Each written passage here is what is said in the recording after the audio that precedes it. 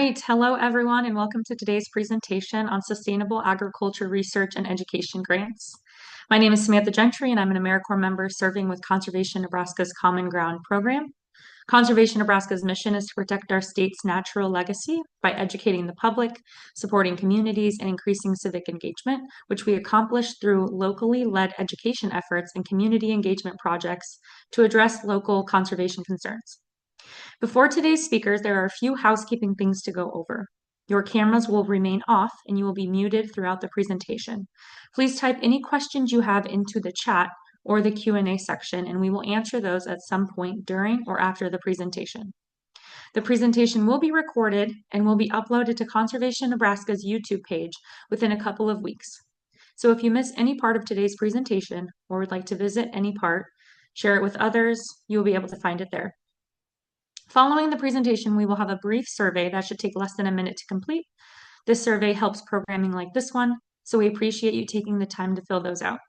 If anyone in attendance is interested in speaking with a Conservation Nebraska member regarding conservation issues in Nebraska, or to find out more about what we do, please email info@neconserve.org. Today we will welcome Dr. Katja Koehler-Cole from Eastern Nebraska Research Extension and Education Center, and Michelle Brannen from Benson Bounty. So I will let them take it away.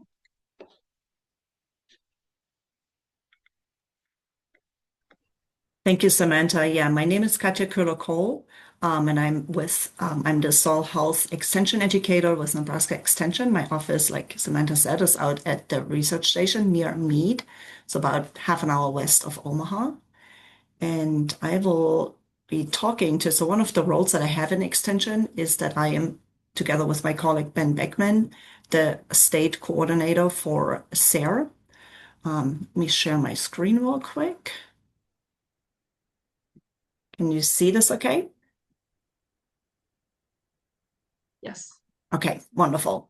Yeah, so SARE, and I'm going to dive right in, and if you guys have any questions, you can put it in the chat, or I'll try to stop in between. So I'll be talking a little bit about SARE. Oops, I think I may not.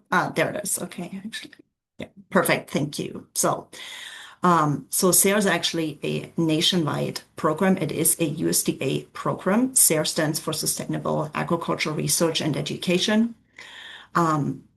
SARE is a nationwide program, but across the U.S., there are different SARE regions. So we are in the north central region of SARE. Nebraska and several of the Midwestern states are in that region. So everything that I'm talking about today relates to the north central region. And it actually has offices in Minnesota, Missouri, and Lincoln University. So this is just a little bit of background, but SARE was founded, actually, I think in the 1980s. It was really a grassroots effort. So farmers and ranchers thought the USDA needed to fund some programs of farm or production practices were specifically addressing sustainability issues. So it was really a grassroots effort to get SARE established and funded. And today we have grants, and we also provide outreach across the nation. So again, it is for sustainable agriculture research and education. The really cool thing with SARE is that we are actually providing funds directly to farmers and ranchers as well as to researchers. We provide it to youth groups and other programs. So as a whole, the USDA SARE program partners with universities and other organizations. This is a little bit of a side note, but every land-grant university will have one or several SARE coordinators. So for Nebraska, that is myself and my colleague Ben Beckman. He's also with Nebraska Extension. Okay. I'm touching just briefly on the outreach that we're doing with SARE. If you are going to the SARE website, and I encourage you to actually just click or type that in, northcentral.sare.org. You can follow along here, but there's a tab on the top that says resources and learning. This is where we have all our resources addressing all kinds of different farm-related, ranch-related issues, as well as a lot about, today we're doing a lot about urban agriculture, working with youth, community gardens, things like that. So all of these resources that were developed by SARE are available for free. That you can download them for free on the website. You can order them in print. The bulletins are available for free as a print. They even ship it to you for free, I believe. And then the books, if you want a print copy of, or a hard copy of your books, I believe they're around $25 to $30. They're really excellent books written by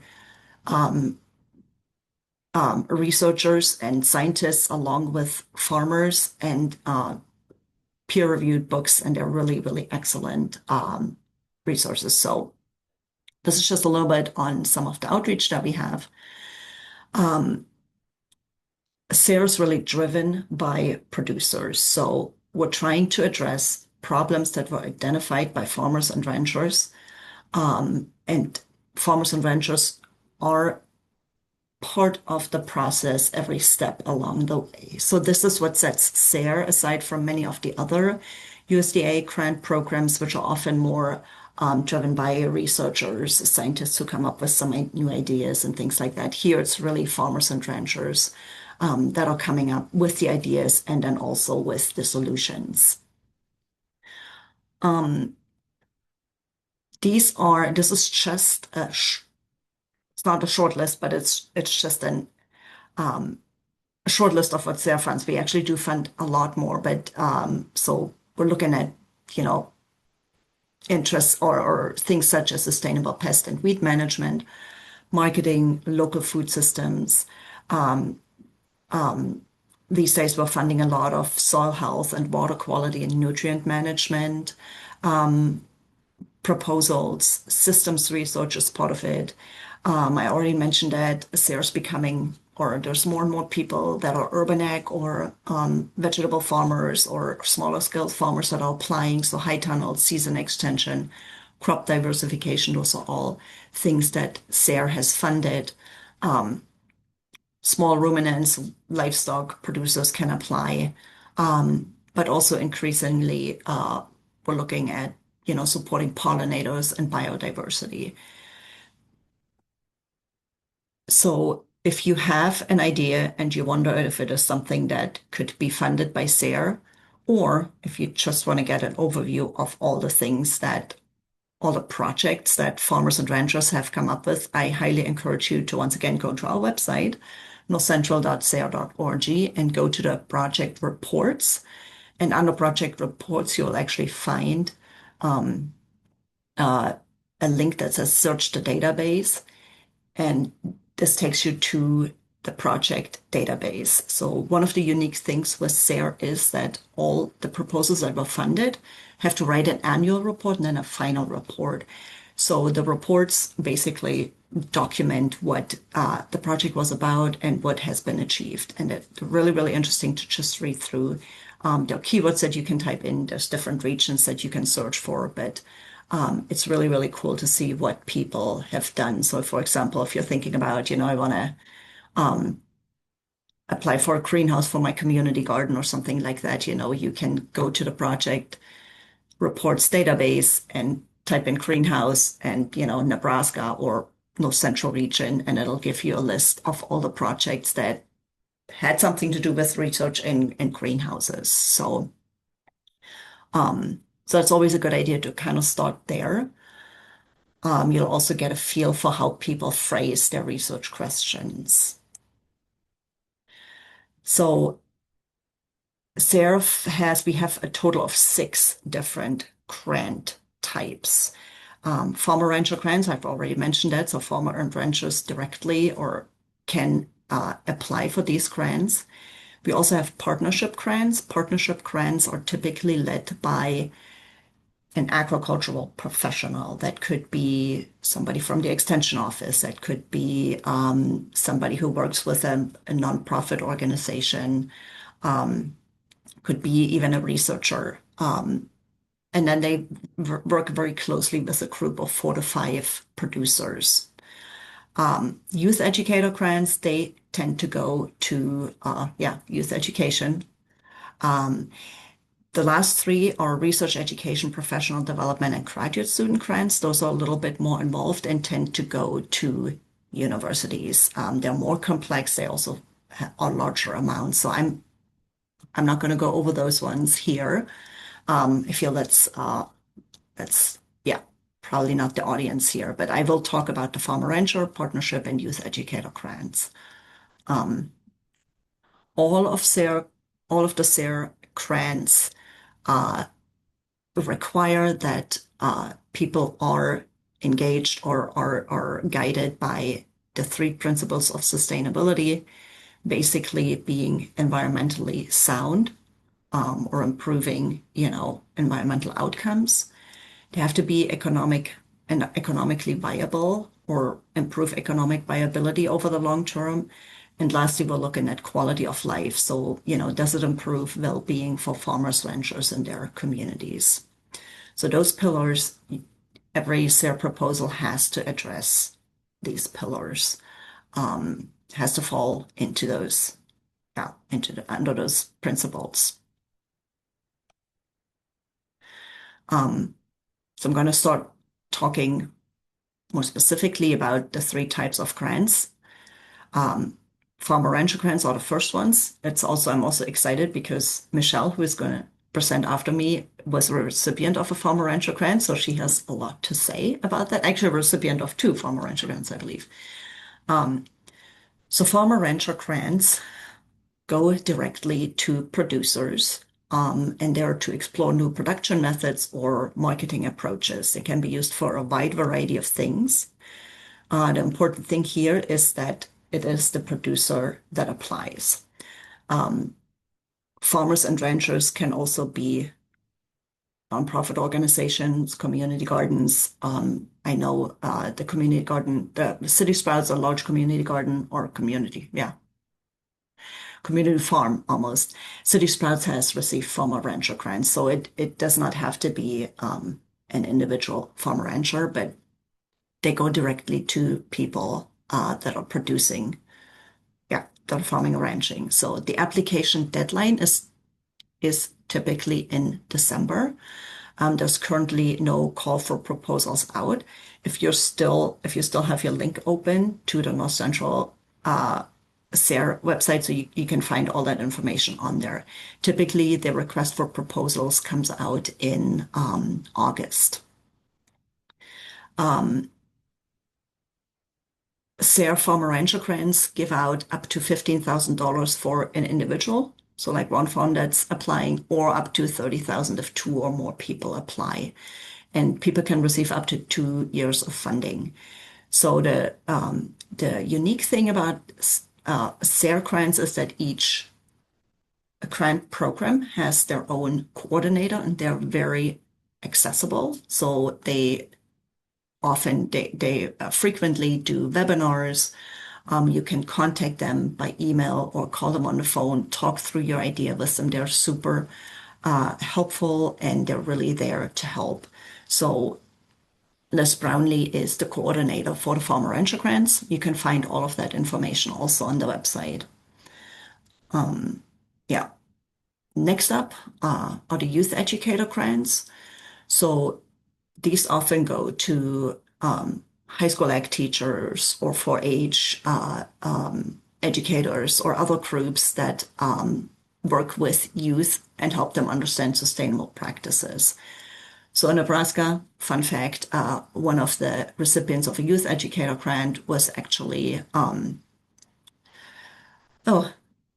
the Children's Museum, but I'm blanking on it right now, but it was a youth group, so it wasn't a 4-H, but they also received that. And they were working with pollinators and to teach children about bees. So, Youth educator grants are smaller. They fund up to $6,000 per project, but also up to 2 years of funding, and they're typically due in November. And then we have the partnership grants. Those are a little bit larger. Here, the person that applies is typically an agricultural professional. So that could be an extension educator. It could be an NRCS or NRD person, or staff or employee. They have to work with farmers directly. At least 3 or more farmers have to be directly involved in the projects.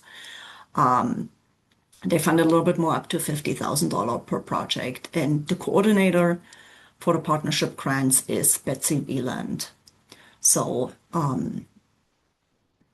partnership grants don't receive quite as much attention, I feel, as they should. I think there are an excellent opportunity for maybe larger groups of people, since they have, they fund a little bit more.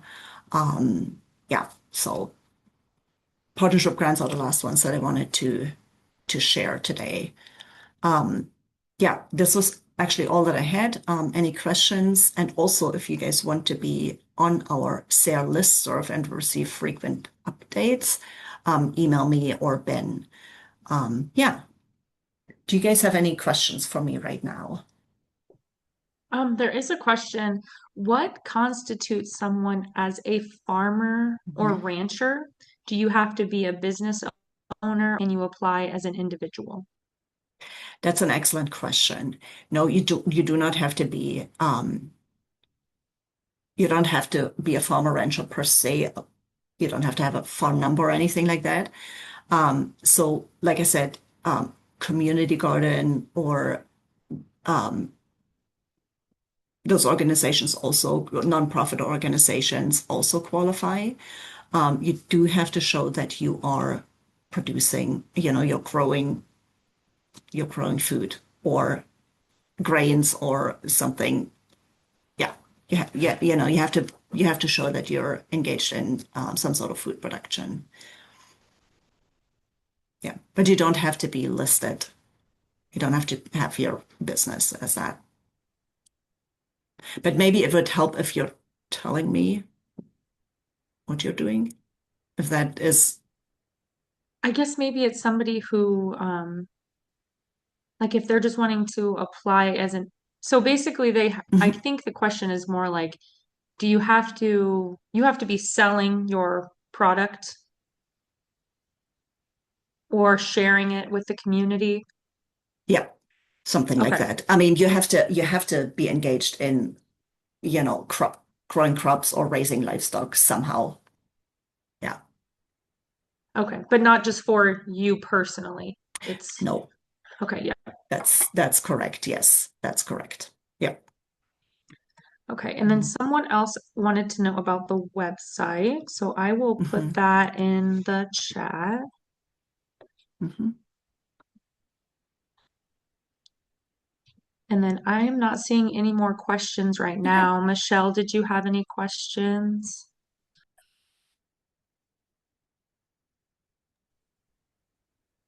I don't. I loved the presentation.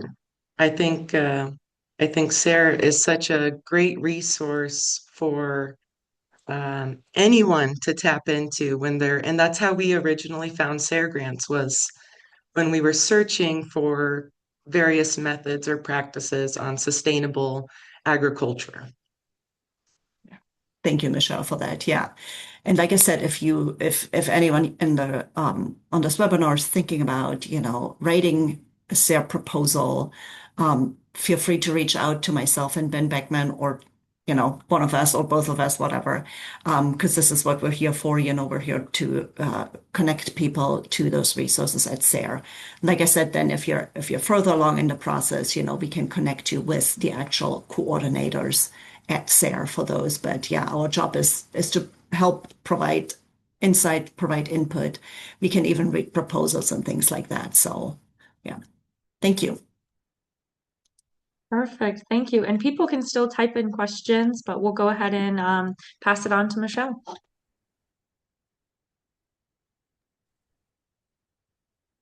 Thank you for having me. I'd like to thank Conservation Nebraska, AmeriCorps, and SARE for partnering on this webinar opportunity. It's a really exciting topic for me to talk about. I am the co-owner and operator at Benson Bounty. We're a 1.5 acre farm in the middle of Omaha, Nebraska. And my husband and I do every farm task. We see everything from start to finish at the farm. I'm going to go ahead and share my screen here. My screen is shared here, and then I'll go ahead and open up this presentation to full screen. Oh, that's probably, I needed to go to presentation mode, huh?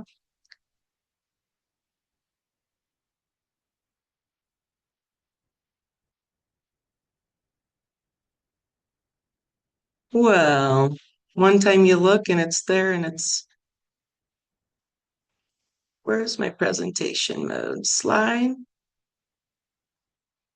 I apologize, I'm on a different office and different computer. Well, how about can I just go through the slides here? Does anybody see Yeah, it for me? I think if you go to the far right, the share button or slideshow button, The far right, slide, right? keep going. If you keep going to the right, Uh-huh. keep going, keep going. It's Then I on like run into my the right toolbar. side. No, it's like if you keep going over to the right. Yeah. Yeah, it won't. That's where my Zoom thing is. So that's where oh, here we go. I found it. It was under Oh, view. there we go. All right. Perfect. So we've completed two farmer rancher grant projects. One was in 2019, which I'll be going more into detail into that one since it is completed. And that one was planting a profitable pollinator habitat with Nebraska native plants. We're wrapping up our second grant project this year, and that's the exploring the use of gall mites for field bindweed control in a small scale, diverse urban farm setting. So both of these, Katja was very informative with the presentation, but both of these are very specific issues that we saw and ways that innovative methods that we could employ to help us out with those problems that we were seeing on our small, diverse farm. Real quick, getting into the background, a lot of people ask us how we got into growing, how we got into farming. And in 2013, my husband and I, before we had a family, we quit our jobs here in Omaha and we traveled abroad for about a year. And 4 months out of the year were spent on an organic produce farm in Panama. And that's where we got our first hands-on experience, aside from a very small garden out our apartment window when before we left. That was our first hands-on experience growing food. But also because we were immersed and living on that farm, we had a chance to see just about every single farm task through, from sowing seeds and propagating plants, plant care, harvest, washing, compost building, chicken keeping, product making. So we really got a lot of experience packed into that 4 months of volunteer service. Home for both of us is Omaha, so we knew we wanted to live in Omaha, and we found an acre and a half property in the Benson neighborhood. So that's where we're at, and that's where we've been since 2014.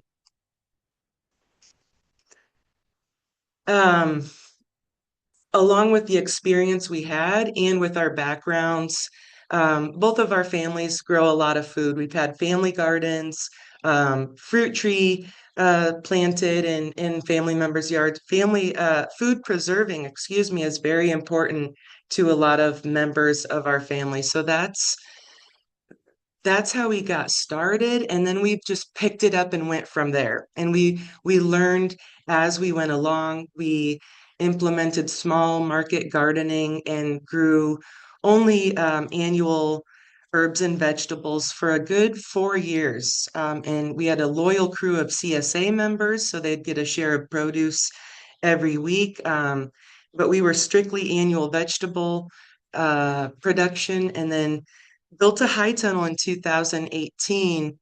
And with vegetables, you need pollination. Well, guess who didn't want to come into the high tunnel because it's hot? The pollinators. So we were seeing some issues. We didn't have any pollinators getting to certain plants, and that's where the need for planting pollinators came for us. We're in a residential zone, so we've got 9 houses that back up to us with their yards on one side. There isn't really a lot of green space with the natural surroundings. So that's how all of that came to be. And as I mentioned before, we were digging for different sustainable growing methods and trying to find resources, and we came across SARE. The database is excellent. The books we learned much later are so excellent, and they're really great as a resource. So that's how we found the funding opportunities. I described the 2019 project, the Planting a Profitable Pollinator Habitat, as a pivotal point in our short farm history, because it was one of our first successes growing perennials. I mean, we had planted a couple of fruit trees and aronia berry bushes and a few perennials before that time period, but that was such an immediate reaction from wildlife. And it had a major positive impact beginning that first year, and that really helped us find our niche and help us confirm different beliefs about what we needed to do. So this gives you the title of our grant project, and it gives you a couple of excerpts of how we described what we were going to do. We will assess the potential for small diversified farmers to generate profit through the establishment of permanent pollinator habitat that consists of a variety of native plants that can be marketed as high value alternative crops. It's really important with SARE grant proposals, again, to give that detailed description. And it could be a number of project ideas, like Katja said. It's amazing. But you're looking to create a sustainable solution to that ongoing issue on the farm. And it could be something that's completely innovative and brand new, and you think it'll really work and you believe in it. It could also, and likely will be, building off of things that other people have also done in the past, and things that maybe you yourself have done in the past, but they're not quite right. But you weave all of that into your SARE grant proposal. So there will be a spot that I think it specifically asks, if I remember this correctly, but what other projects have been done that are similar to this in the past? And so again, it's just really important to get everything clearly defined and have your very clear outcome that you would like to see, or your clear goal. And maybe some questions to ask yourself, how will this project stand out or build upon the other things that have been done before? And how will this project have various impacts when it comes to project outcomes and goals? Again, 3 of the main things that we need to look at are that environmental impact, the social impact, and the financial impact. So those are your 3 main components that you're weaving into a SARE grant application. And I think something interesting with that social, so it's about the community. So how will this have a positive impact on the community? But also, how is this going to have a positive impact on me as an individual, or as us as growers, as business owners together? How is this going to be beneficial. Diving deeper into those three main components of a SARE grant proposal. So with economic sustainability, you're looking at improved income or profitability and improved market opportunities. With social, improved quality life for us as individuals, but also others we invite. So we have these free community events each year, and one of them is a pollinator event. And we started that one. This is our 5th annual coming up this summer. So you'll have to come. If you've never come, you've got to get it on your calendar one of these times. But we are able to engage regularly with the community. We're so fortunate to have a spot right there in the middle of Omaha. We're accessible, and we can engage with our community regularly. So improved quality of life, definitely. And environmental, I already said something along the lines of that there was an immediate uptick in wildlife activity that first year. We bought some awesome hardy transplants from Prairie Legacy here in Nebraska, and they bloomed the first year, which they don't always bloom the first year, but when they do, it's so exciting and so fun. And it attracted a great number of pollinators and then birds that very first autumn and winter time. It was also feeding wildlife throughout the year.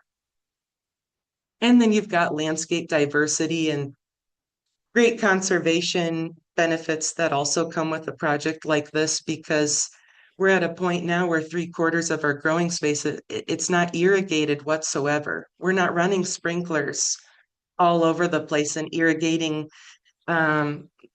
annuals in such a large space anymore. So this has a number of those environmental impacts. With economic sustainability, more specifically, when we were needing to have our clearly defined goals, and then how are we going to study this project, note take, and how were we going to measure these outcomes? So we were able to look at both these native perennial planted areas alongside those annual vegetable beds of the same size. And this becomes like a control plot in your grant proposal. You need to compare this new innovative method against the control method, the way that you have been doing it or the way that it's been done before, and the amount of time and effort that all took you versus the new system.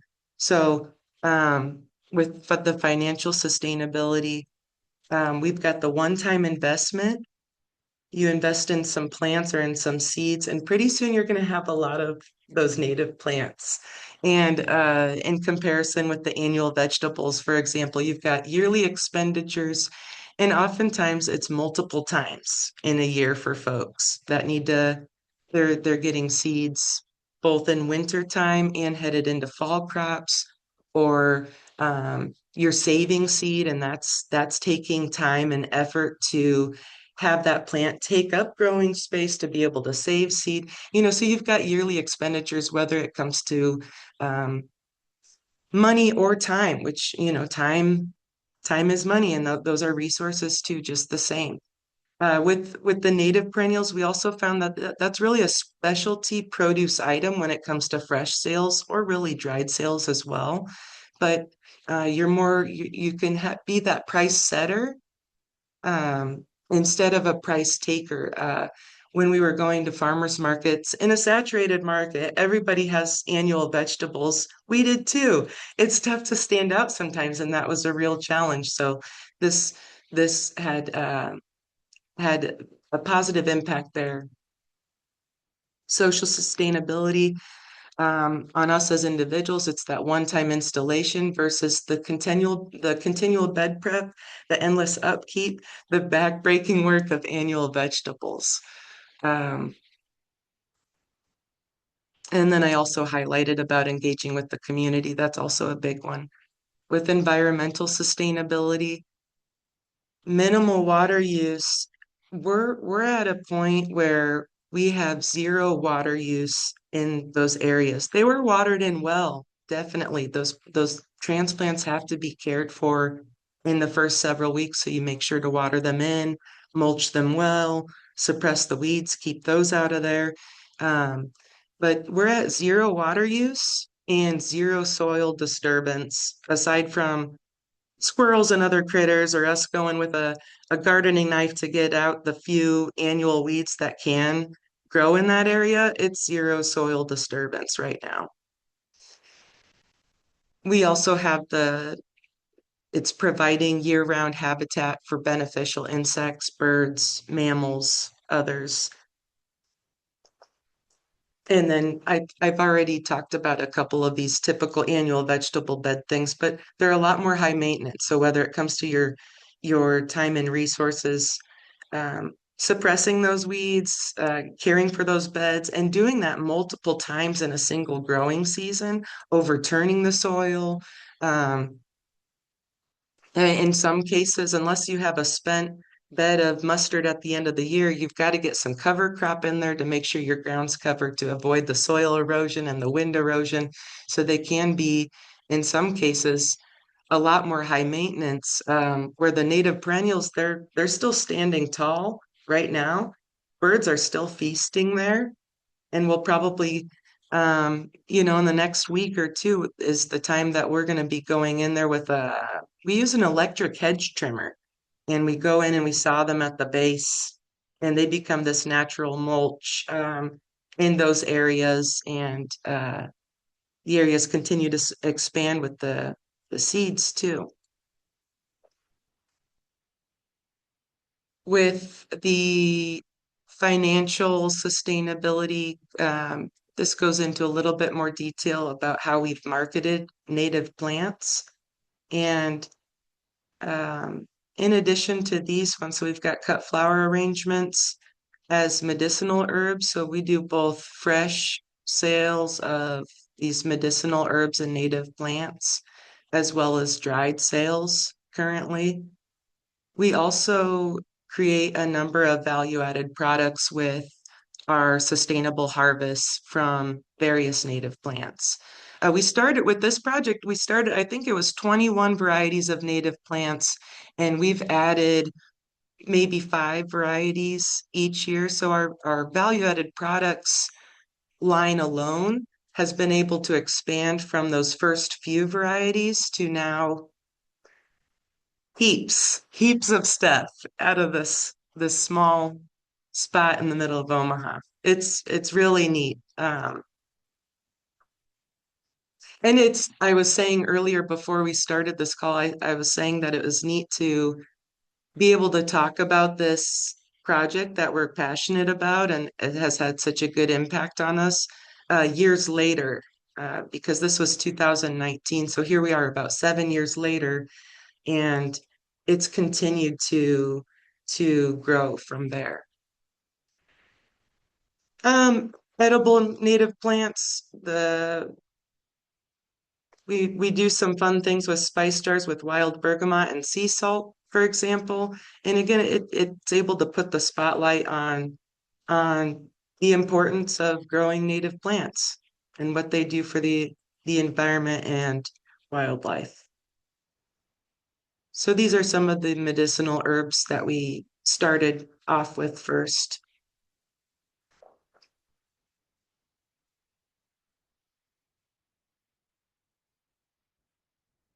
And we've also got some suited for cut flowers. And a lot of these are great for fresh cut flowers as well as dried. So we do some mini dried flower bouquets, large dried flower bouquets, flower confetti, a lot of different products with the dried flowers as well.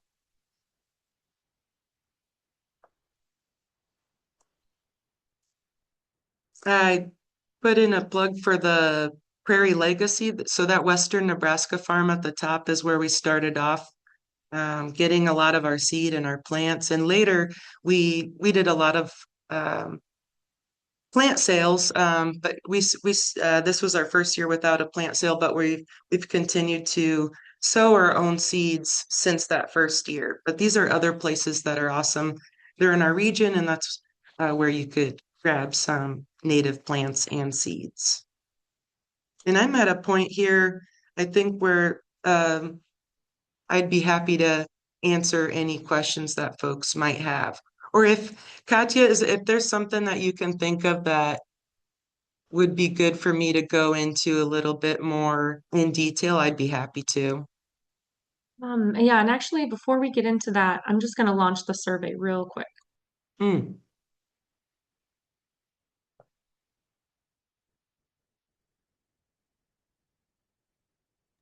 Okay, perfect. Thank you.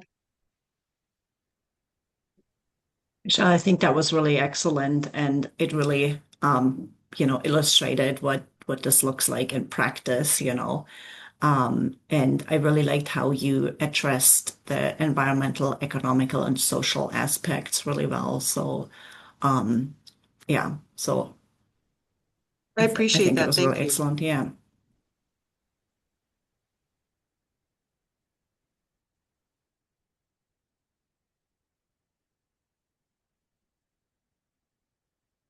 And then someone in the chat said the pollinator party is awesome.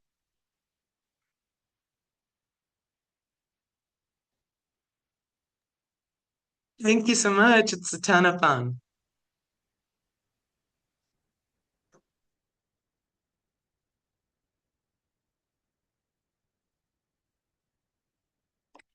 Someone else said, thank you for the information. Very encouraging.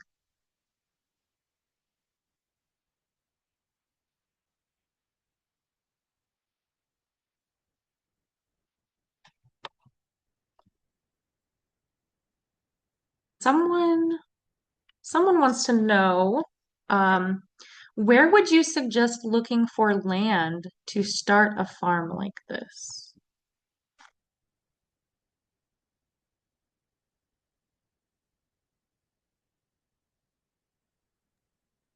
I think, Michelle, that was probably for you. So what will say one thing. Uh, SARE farmer rancher grants cannot be used to buy land or large pieces of equipment. So it cannot be used to actually start a farm. But if you're already farming, you want to try out something new, that's where those grants would come in. But yeah, Michelle, you can answer that question better. So when we were looking for spots, what we wanted was something just over an acre, and we looked at both air, homes inside the city as well as rural areas right outside the city, but we opted to live right inside of a community. So I think we really lucked out with a blank canvas in the middle of Omaha, and I think that that is such a challenge for folks. Land access, we know that. Um, uh, I hope that there are good things coming our way with Farm Bill and legislation, and I know that land access was something that was talked about and a priority. But so I don't have a lot of answers there. But what I can say is maybe you don't need as much space as you think you do. But maybe you do. It really depends on what your goals are and what you need or what you believe you need to make that happen. Um, that when we first started out, we thought we could make some big things happen with a small piece of land. One of the first organic gardening books we read was by John Jevons, and it was the title was something just like that: How to Grow More Food in the least amount of space possible. And that's what we set out to do. So we um, land access, I'm not sure because that broad land access, it really comes down to what are your goals and where do you see yourself being able to make that happen?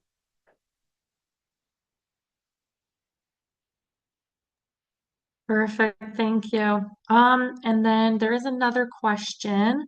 But it looks like there's a few people that still need to respond to the survey. If you could fill that out, we would really appreciate it. That kind of helps us know what kind of events like this to do in the future. So the question is, how are the bindweed responding?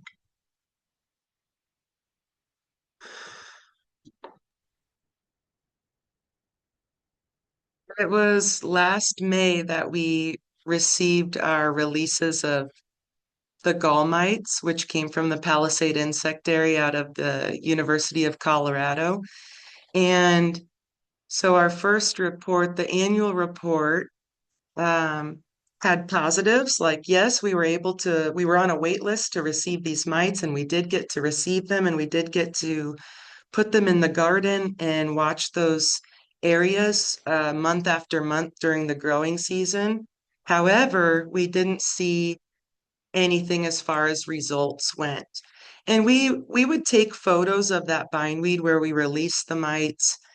We were in contact with that um, colleague at the University of Colorado.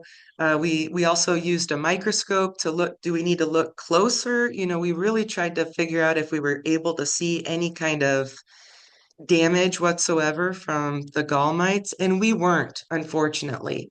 But the person in Colorado said, give them some time. If they're going to do well, they're going to overwinter, and you're going to see some damage this spring. So just have your patience and stick with it. So we're really looking forward to spring, like a lot of other folks around, and we'll see if we can see some impact this year.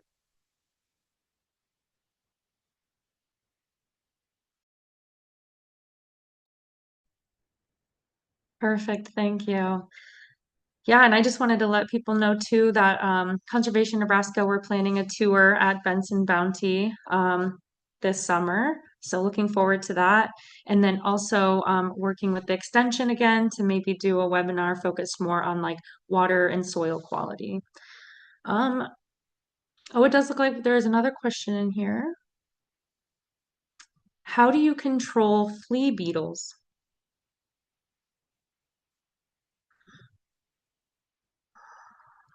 Flea beetles are the worst. Um,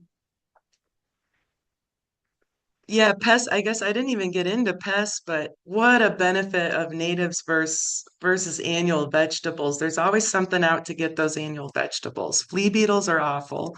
We really struggled with flea beetles. Um, some of the best things that we've found are some insect netting. So it's a kind of a mesh, stretchy netting that you can put over 9-gauge wire hoops over your kale beds or over your mustard, arugula. I mean, those flea beetles are all over any kind of brassica. Even your radish greens are going to be impacted by flea beetle damage, likely. Um, because we don't spray anything. We don't spray a single thing, not even things that are okayed by certified organic. So we always implemented things that, like a netting. So insect netting. We also one time purchased, it was a small tab by some organic pest control, but it was a small tab that kind of smelled like onion, but it would attract flea beetles to the sticky tape, kind of like fly tape. And that worked really great, but other things would get caught up to that sticky tape. So we haven't used that one again. So there would be a bee every once in a while that was stuck to your sticky tape that was meant for flea beetles. So it was great, but it wasn't great. And then it cost a lot of money and created more trash. So we weren't really into that one, but I'd say insect netting is our favorite.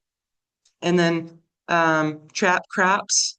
So maybe leaving open a brassica bed, something that you could just plant real quick, get them all over there, and maybe across the way, get your nice things under an insect net.